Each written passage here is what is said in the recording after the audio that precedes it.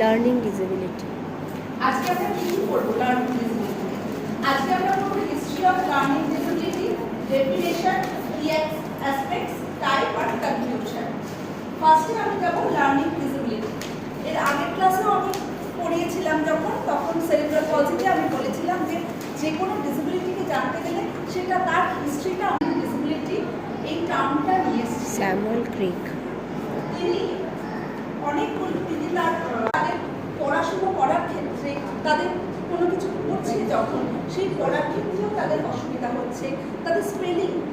আমরা যখন বলছি CAT ক্যাট, সেই আমরা কিন্তু খুব সহজেই সি তার ফর্মেশন, এ তার ফর্মেশন, টি তার ফর্মেশন, এইগুলো কিন্তু আমরা বুঝতে পারছি। কিন্তু যাদের লার্নিং ডিসেবিলিটি আছে তাদের কিন্তু এই ফর্মেশনগুলোকে তৈরি করতে কিন্তু অনেকটা অসুবিধা। Dyslexia, dyscalculia, dysgraphia. লার্নিংয়ের তাদের দরকার হয়, বিভিন্ন সাপোর্ট সিস্টেমের দরকার হয়, যেটা একটা স্পেশাল এডুকেটাররা সাপোর্টটা দিয়ে থাকে। ওরা পড়তে গেলে হয়তো ভুল করতে পারে।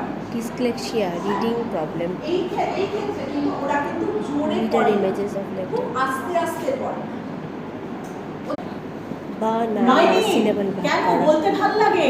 রাইমিং করলে ওয়ার্ড তৈরি হয়, রাইমিং করলে আমাদের মনে পড়ে ওয়ার্ডগুলো।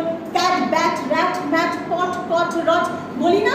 তো রাইমিং ইউজ করতে হবে আমার এই বাচ্চাদের। যখন আমরা গ্লসারি, ওয়ার্ডের গ্লসারিটা তো কম আছে, শব্দ ভাণ্ডারটা কম আছে, তো শব্দ ভাণ্ডার বাড়ানোর জন্য রাইমিং খুব ভালো ইউজ করে।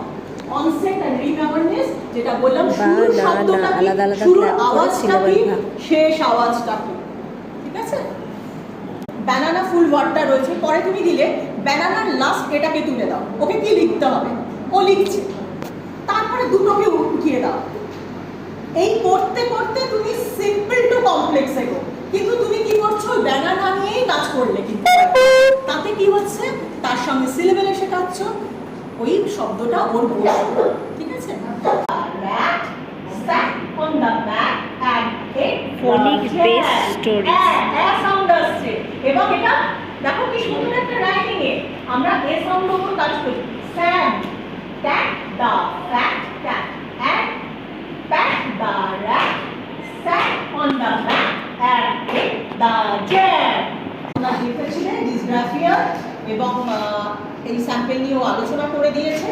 আমি আসছি স্ট্র্যাটেজিতে। একই অ্যাসিস্ট্যান্ট টেকনোলজি এখন প্রচুর বেরিয়েছে, যে স্পিচ টু টেক্সট টুলস আমরা তো বোধহয় ফোনে ভীষণভাবে ইউজ করি।